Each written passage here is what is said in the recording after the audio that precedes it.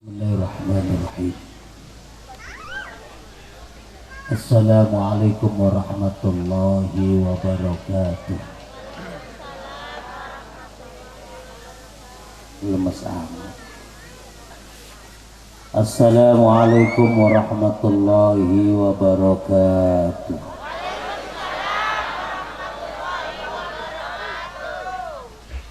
Alhamdulillahi khaliqil anam, al-malikul hukam wa'atili ila nuri minas salam. Asyhadu an la ilaha illallah lahu dzul jalali wal ikram. Wa asyhadu anna Muhammadan abduhu wa rasuluhu al-mab'usu bis syara'il Islam.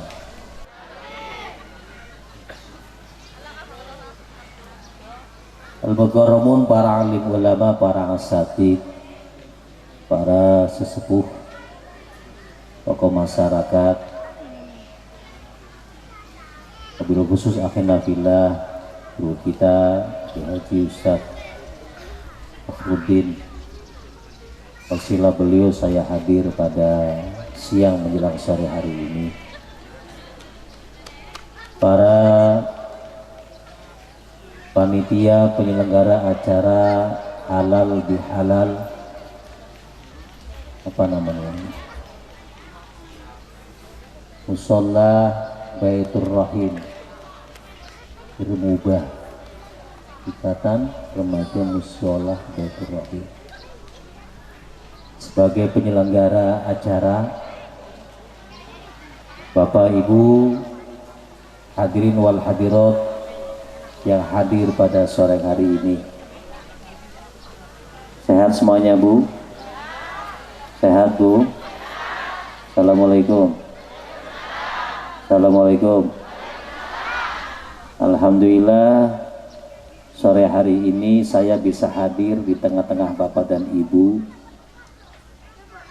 Judulnya adalah penceramah dari Jakarta, tapi ada dalam kurungnya, Jai, tarif lokal, karena saya datang dari Sarayan. Para kiai berbahagia, adik-adik, para ustadz yang di belakang saya sebagai tim, apa namanya ini, hadro apa namanya, Babul Mustafa saking pundi, saking Pekalongan, itu nanti malam saya ke Pemalang, apa bareng aja pulangnya ya. Alhamdulillah malam hari ini, malam hari ini, siang ini kita kumpul bareng-bareng di belakang musola, di samping kali, ditutupin dengan spanduk-spanduk bekas kampanye,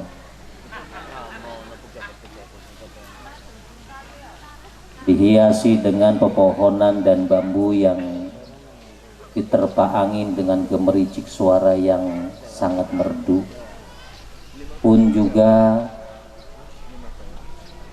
dihiasi dengan aroma-aroma yang begitu wangi dari kandang kambing.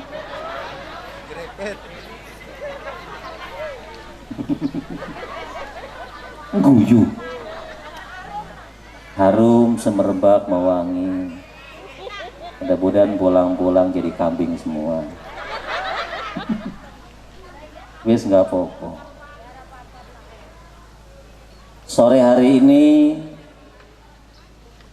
saya sedikit pingin ngomong. Yang pertama, sepertinya ini adalah hari yang indah buat kita. Dari mulai diumumkannya Lebaran atau Idul Fitri oleh pemerintah, saat itu suasana begitu indah, betul apa tidak? Kalau dulu orang merasa bahwa nikmat itu dengan memberi, nikmat itu dengan menerima. Hampir semua orang merasakan nikmat kalau nerima. Anak terima warisan dari emaknya, dari orang tuanya, bahagia apa tidak? Bahagia apa tidak? Bahagia. Anak terima duit dari bapaknya, bahagia apa tidak? Bahagia.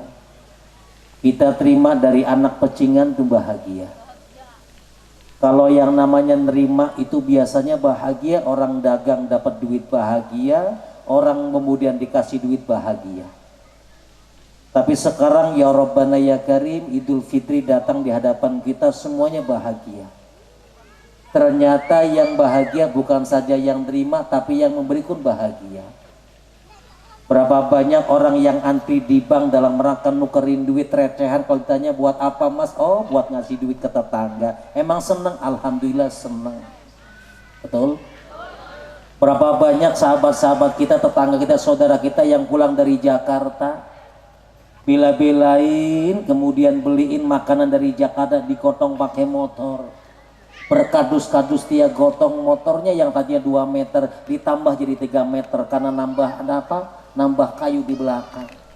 Kalau ditanya isinya apa, isinya kongguan mas, isinya rempeyek, isinya makanan, isinya baju baru. Buat siapa? Buat saudara. Senang apa tidak? Senang apa tidak? Berapa banyak kita bela-belain ibu-ibu malam hari sebelum lebaran bikin makanan yang banyak banget, kemudian disiapkan toplesnya. Gak punya toples, pergi ke pasar Banjaran langsung beli toples, dimasukkan makanan kita ke dalam toples, disiapkan ke ruang tamu, disiapkan di luang-luang tempat-tempat orang datang. Kalau ditanya go opo mak lah, go tetangga simpan masih majing umat silaturahim, judulnya ngasih. Betul apa tidak? Ibu-ibu dibela-belain bangun malam kemudian masak, bikin sayuran, bikin ketupat. Kalau ditanya mah gawe ketupat nganggo opo, insya Allah tak kirim-kirim ke tetangga. Ternyata yang ngasih lebih bahagia daripada yang. Rahasianya apa? Kenapa kemudian banyak orang yang masak ketupat, banyak orang yang beli makanan, banyak orang yang nukerin duit untuk ngasih kepada orang lain, banyak orang yang memberi kepada orang lain. Rahasianya karena memang inilah natijah bagi mereka yang melaksanakan puasa Ramadan. Kita kadang-kadang paling sulit untuk salaman dengan tetangga, datang ke tetangga, tapi ketika Idul Fitri, Rabbana ya Karim, yang jauh mendekat, yang dekat semakin dekat, rupanya borong-borongan, muter ke sana kelamai salaman. Dalam rangka apa? Dalam rangka silaturahmi. Rumahnya dicat rapi, disapu bersih, dipel, supaya apa? Menyambut tetangga. Gak usah minta maaf, sudah dimaafkan oleh tetangga saudara. Yang kemarin susah menyapa, yang kemarin susah untuk ngomong bareng, sekarang di bulan Idul Fitri, di bulan Syawal, saling memaaf. Betul? Assalamualaikum.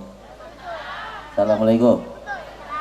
Rahasianya apa Ustadz? Rahasianya ada pada panggilan Ramadan itu sendiri. Ketika Ramadan datang, manusia diuji oleh Allah Subhanahu wa Ta'ala. Saat kemudian bikin ketupat seneng, beliin orang tua pakaian seneng, datang kepada tetangga seneng, memaafkan orang lain seneng, bikin makanan seneng. Karena saat itu kita sedang naik iman. Naik apa bu? Naik apa bu? Naik apa mas? Naik iman. Itulah rahasianya. Kenapa semuanya menjadi indah dan semuanya menjadi hebat? Karena saat itu iman kita sedang naik. Maka apa yang Allah ciptakan dan apa yang terjadi, nilai kebaikan muncul di hati kita. Sok lihat ke belakang. Kalau bicara ngosongin perut saja bunda, emak, itu mah perkara sing gampang. Terus boten? Terus boten? Jangankan kita orang dewasa, lihat anak kecil, angger disuruh makan tong, entar dulu pak, mau berangkat sekolah dulu. Tuh bocah mangkat sekolah, balik-balik jam 1. Balik-balik. Dikongkon mangantong, mangantuli tongkot ulilah, pan main ke balai bola. Tuh bocah pulang-pulang jam 4. Disuruh makan tong, mangan tuli tong, engkau tuli pak, pan adus tuli ini anak mandi, kedinginan kecapean tidur jam 6. Lah anak kecil aja bisa, apalagi yang bangkotan, apalagi yang bangkotan. Kalau sekedar tidak makan dan tidak minum, maaf, jangankan kita manusia, binatang pun paling jago. Lihat ular, angger ganti kelambi, ganti baju, ngelungsumin, itu tidak makan dan tidak minum berbulan-bulan, bahkan 3 bulan lamanya. Ular tidak makan dan tidak minum, ular saja bisa, apalagi manusia. Kalau orang diet di luar Ramadan menjadi kuat karena la'allakum langsingun. La'allakum, sementara orang ngosongin perut di bulan Ramadan, la'allakum tatakun. Enter bedanya Ustaz ya enten. Kalau orang la'allakunna langsingun, musuhnya cuma satu Mas. Apa musuhnya? Timbangan. Apa musuhnya? Apa musuhnya? Di saya puasa, alhamdulillah Mas, Ramadan saya turun 6 kilo. Giliran waktu buka puasa, timbang lagi naik 8 kilo. Enggak sukses. Kalau orang la'allakum langsingun, musuhnya cuma timbangan. Tapi kalau orang puasa Ramadan terasa berat karena keluar musuhnya 2. Apa itu? Yang pertama musuhnya iblis, yang kedua musuhnya hawa nafsu. Iblis punya anak buah 2. Yang pertama adalah setan dari bangsa jin, yang kedua setan dari bangsa manusia. Emang ada Mas setan dari bangsa manusia? Ada nggak kira-kira? Ada? Ada. Panjenengan silakan ambil motor, keluar dari rumah, knalpotnya gedein. Pasti yang teriak, setan lo. Bener ora? Bener ora? Engkau sing dibilang setan, yang buru langsung ngomong, setan juga lo. Ya alhamdulillah, setan sama setan berantem di tengah jalan. Makanya yang punya knalpot tolong jangan dirubah kenceng-kenceng. Kenapa? Nanti Anda akan dibilangin tuh. Apa bedanya antara tergoda oleh jin dan setan, tergoda oleh iblis dengan hawa nafsu? Ada bedanya.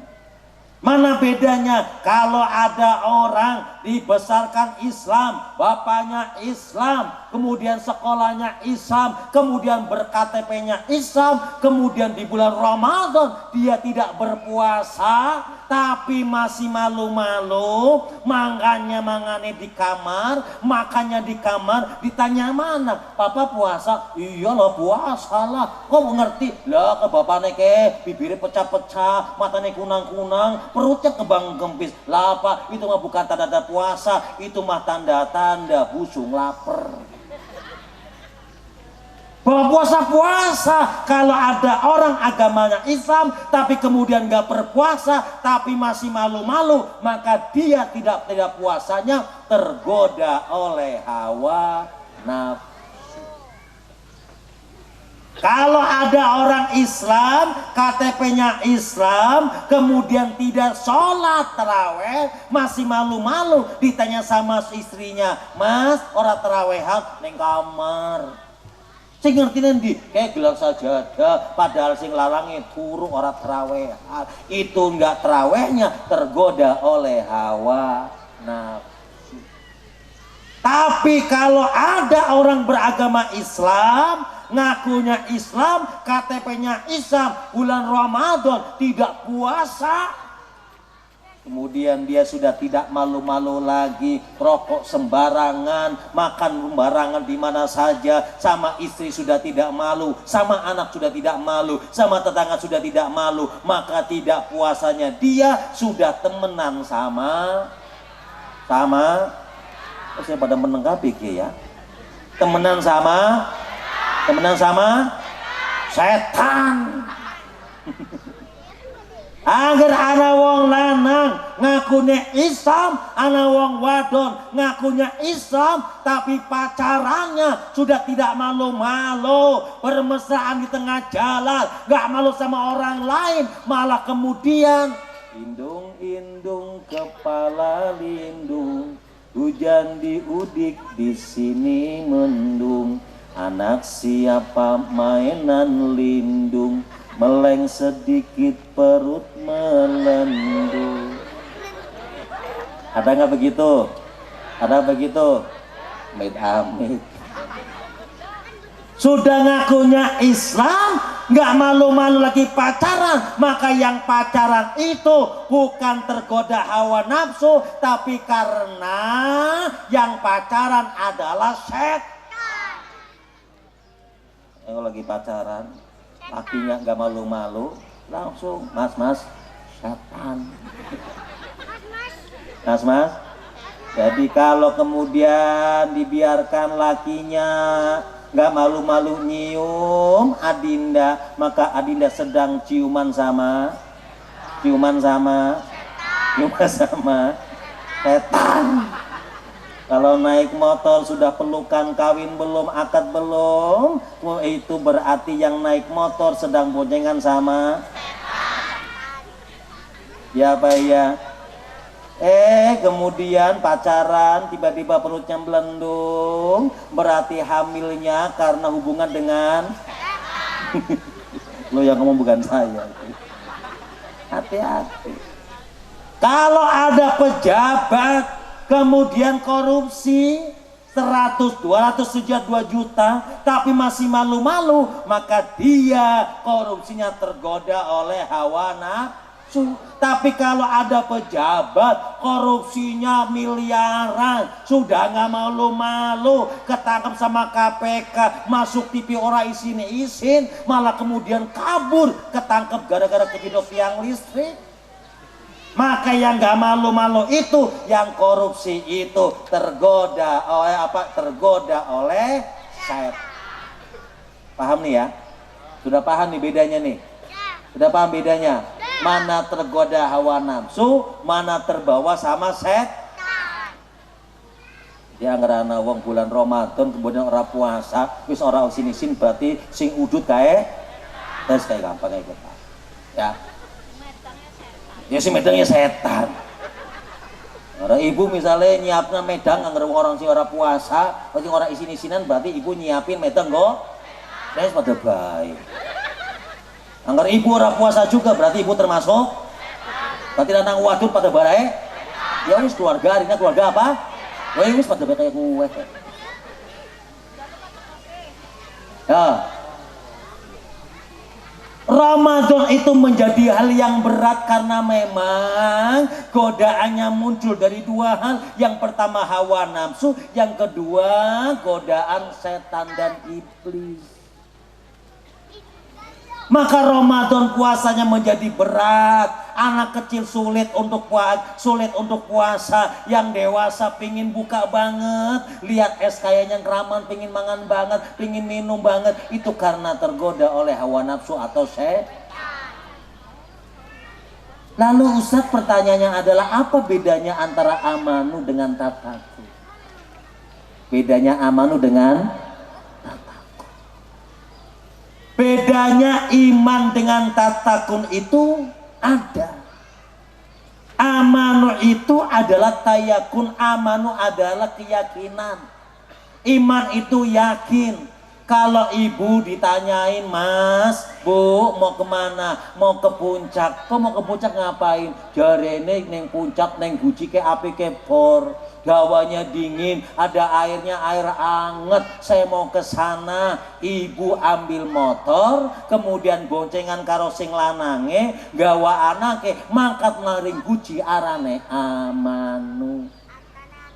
Sampai ke sana ke guci, menikmati hawa yang indah, kemudian renang, seneng neng guci, itu masuk pada wilayah tatakun.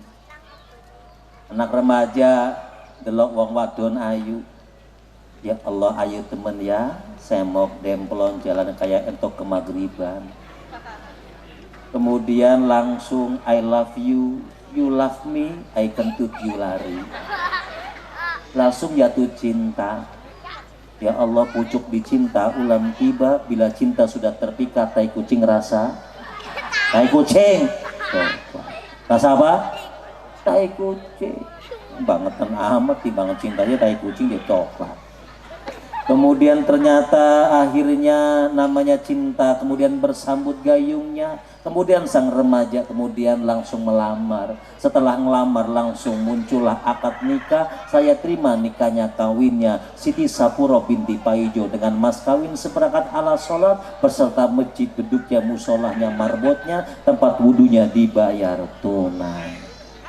Maklum sing kawinan anak DKM musola. Muncullah kemudian pernikahan, dari mulai lihatnya, naksirnya, ngelamarnya, kemudian akad nikahnya, itu namanya pada level amanu. Tapi kemudian dari pernikahan itu ada kebahagiaan, ada cinta, ada enaknya mendapatkan sakinah, mawaddah, warahmah, itu ada pada level tatakun. Panjenengan ngaku agamane Islam, lawang KTP no Islam kok. Itu namanya amanu, percaya adanya Allah, percaya kepada adanya Rasul, percaya pada malaikat, percaya kepada hari akhir, kemudian diawali dengan syahadat. Itu namanya amanu. Tapi berapa banyak orang percaya pada Allah, ngakunya Islam, tapi belum tentu sholat. Betul? Kalau ditanya amanu boten, amanu, sholat boten. Ya bayar. Angger ditanya amanu, iya, iman, Islam, belum tentu sholat, belum tentu puasa, belum tentu pengen haji dan umroh. Kenapa? Levelnya masih amanu. Jadi amanu itu apa Ustaz? Amanu itu percaya, tatakun naik levelnya menjadi halawatul iman. Nikmatnya iman itu ada pada tatakun. Wong luwi seneng bangun malam tahajud daripada nonton Piala Champion. Itu namanya tatakun. Uang luwih seneng namatna Al-Quran daripada main Facebook terus, daripada chattingan terus, daripada ngobrol di WhatsApp. Kenapa? Itu levelnya tatakun. Panjenengan luwih jeneng jagong pengajian daripada nglohom neng omah. Itu namanya tatakun. Paham nggih? Jadi saniki kalau pingin ngukur levelan tatakun atau amanu gampang. Sampean delok wae libadai panjenengan. Angger misalnya sampean tak ukur neng kene, sapa sing amanu sapa sing tatakun gampang. Jenengan wis mulai madan slonjoran. Wis mulai suwe temen kiye ya ora kelar-kelar. Levelane biasanya amanu. Ya, kita soal karena mau itu ya, karena pegel. Karena apa? Pegel. Jadi kalau mau ukur level amanu apa tatakun, lihat sholatnya. Angger anak panjenengan sholat taraweh masih ngitung 10 apa 20 ya? Anak lagi para 10 apa 20 ya? 10 ya, alhamdulillah, langsung sembahyang. Masuk ke masjid langsung takut, imamnya siapa ya? Anak kayak gue? Anak ora? Angger masih tanya imamnya siapa, suwe apa ora, berarti itu levelnya aman. Levelnya angger ditakoni, ada cara apa sih kalau biolog? Ceramah siapa ya? Itu levelnya masih amanu. Karena tatakun itu lihat halawatul iman, nikmatnya iman. Lah panjenengan angger sembayang masih merasa jadi beban, itu namanya haddut taklif, berarti masih amanu. Kalau sudah menikmati namanya tatakun. Mulane ahlul fikih itu biasanya menyebut dari kewajiban syariat itu dengan sebutan haddut taklif. Apa Bu? Apa Bu? Apa Bu? Haddut taklif, pembebanan agama. Sing jenenge beban yo berat, pengennya dilepas.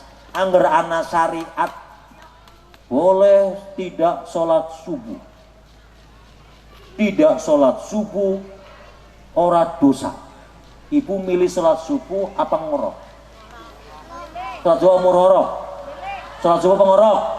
Ngorok. Kok? Ora dosa kok. Ora sholat subuh, ora dosa. Ngorok apa tidur? Ngorok. Angger ana syariat, angger ora sholat taraweh, ora dosa. Kira-kira milih taraweh apa milih jalan-jalan neng mall? Milih apa? Alah. Oh, lu milih jalan-jalan. Ini apa? Lu taraweh ke kesel. Biasanya hadut taklid itu karena faktornya, unsurnya ada natijah, ada pahala kebaikan, ada yang dijanjikan atau ada ancaman. Ada menaikin iman itu faktornya karena li'amli liroja, kebutuhan. Saya tahajud supaya rezeki lancar, saya duha supaya duitnya banyak, saya hajat supaya punya jodoh. Ada menaikkan tauhid li ajil khauf, karena takut. Saya puasa karena takut dosa. Saya baca Quran karena takut dimasukkan ke dalam neraka. Saya mau haji karena takut Allah ancam dengan kemiskinan. Takut. Ya. Ada lagi karena litaqarrub, pengen dekat sama Allah.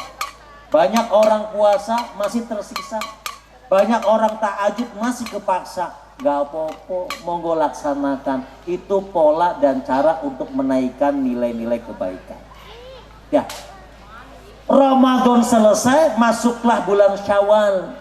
Nah, Syawal inilah kenapa kemudian menjadi indah, karena kita ini sudah naik pangkatnya dari amanu menjadi tatak. Saya ini tak potong closing. Setelah amanu naik menjadi tatakut, hubungan dengan Allah dianggap sukses. Mana suksesnya Ustadz? Lihat, saya ini pada hadir acara, mesiki musola mulai penuh. Amin. Amin. Biasanya sepi, setelah Ramadan mulai rame. Biasanya males untuk sholat, semuanya pada sholat. Biasanya males untuk ngobrol dengan batir-batirnya, saya ini seneng. Biasanya kakak adik mulai nggak sapa-sapaan karena ribut warisan. Saya ini kayaknya warisan urusan beres, orang ributin. Ini apa? Ngisi-ngisina. Ngisi-ngisina. Luru ora, kasap ora, si luru bapane, sing kasap bapane, malah anaknya galin 5 tok, malah rebutan warisan. Kue arane anak sing kurang ngajar. Nyiksa bapane, angger anak sing nenge rebutan warisan, kue arane anak sing kurang ngajar, nyiksa bapane neng akhirat nanti. Padahal membagi warisan itu adalah hak orang tua untuk wajib dilaksanakan oleh anak-anaknya. Alhamdulillah Bu, saya nggak pernah rebutan warisan. Emang gak ada yang diwarisin. Ya, loh. Selanjutnya perbaiki hubungan dengan sesama. Pak, aja ngandelna amal kita, aja ngandelna sholat kita, jangan terlalu ngandelkan puasa kita. Semuanya akan terhalang kalau hubungan sesama manusianya masalah. Suatu hari Rasulullah pernah duduk dengan para sahabat. Dengan siapa Bu? Sahabat. Sahabat ngomong, ya Rasul, ada loh ibu-ibu janda depan masjid, kayaknya langsung surga loh Rasul. Kok tahu dari mana? Itu rajin sholat, rajin puasa, rajin jamaah. Surga Rasul, surga. Baru diomongin ini ibu-ibu keluar, ya Rasul itu orangnya itu. Apa kata Rasul? La annaha laisa min ahlil jannah walakinnaha min ahlinnar. Dia bukan ahli sorga, tapi dia ahli neraka. Ahli apa Bu? Ahli apa? Ahli neraka. Loh kok bisa ya Rasul? Kan rajin sholat, rajin puasa, rajin jamaah. Tidak, dia ahli neraka. Kenapa? karena sholatnya, puasanya, sholat jamaahnya tidak mampu nutupin dosa nyakitin tetangga dari mulutnya. Sholatnya, jamaahnya tidak mampu nutupi menyakiti orang lain dari mulutnya. Ini hadis datang pada zaman Rasulullah. Segitunya sudah nggak boleh masuk surga. Andaikan ini ditarik ke sekarang, seret ke zaman hari ini, ngomongin orang itu tidak perlu pakai mulut, Pak. Tidak perlu pakai mulut. Kalau pakai mulut yang sakit cuma tetangga, kalau pakai mulut yang diomongin cuma kanan kiri doang, yang diajak ngomong juga cuma kanan kiri doang. Tapi zaman sekarang bukan pakai mulut lagi, tetapi ngomongin orang, jelekin orang, nyebarin.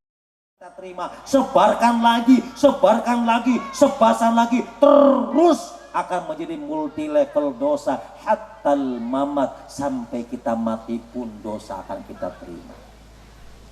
Ada yang begitu? Ada yang begitu?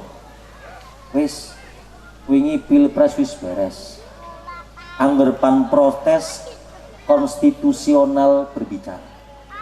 Tetapi panjenengan sudah mulai harus bersatu.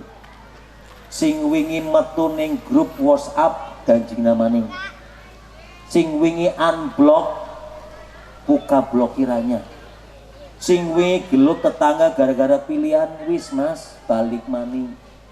Prabowo ora kenal sampean, Jokowi ora kenal sampean.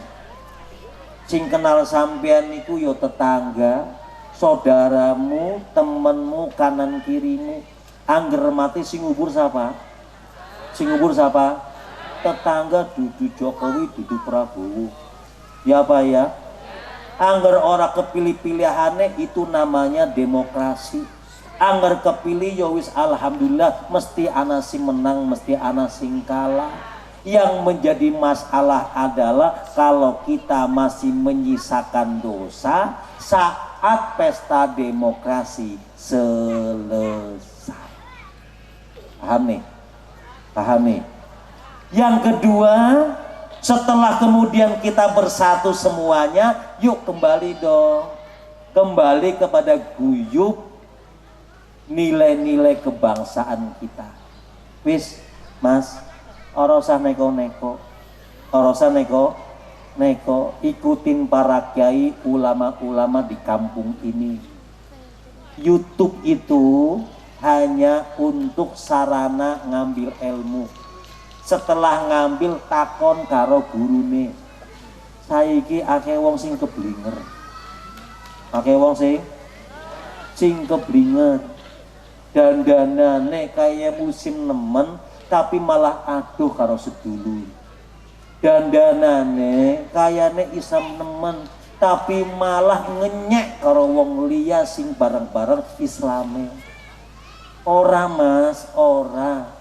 Islam kita itu ada di hati. Islam itu ada di rasa. Islam itu ada pada proses akidah keyakinan. Panjenengan haram hukumnya untuk mengkafirkan, menjelekkan atau merendahkan nilai keimanan kepada orang lain. Mula panjenengan jangan kemudian ujuk-ujuk ngambil ilmu dari YouTube, dari Facebook, dari manapun, kecuali ambil tanyakan kepada guru-guru kita. Siap? Siap? Siap? Tegal niku terkenal dengan Ahlussunnah wal Jamaahnya. Tegal itu terkenal dengan nilai keislamannya. Yang seperti ini jangan dihilangkan, kembali kepada Ahlussunnah wal Jamaah. Mudah-mudahan apa yang saya sampaikan manfaat, dan insya Allah kita akan berjumpa di lain kesempatan. Mohon maaf atas segala kesalahan saya dan seluruhnya. Wal afu minkum. Assalamualaikum warahmatullahi wabarakatuh.